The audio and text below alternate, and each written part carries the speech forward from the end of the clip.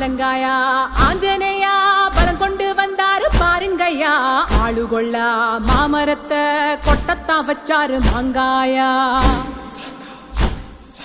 கேட்டுக்கையா கேட்டுக்கையா மந்தி அவதார பாத்துக்கையா. கத்தி இல்ல ஆனாலுமே காய சீவினாரு கூறாயா.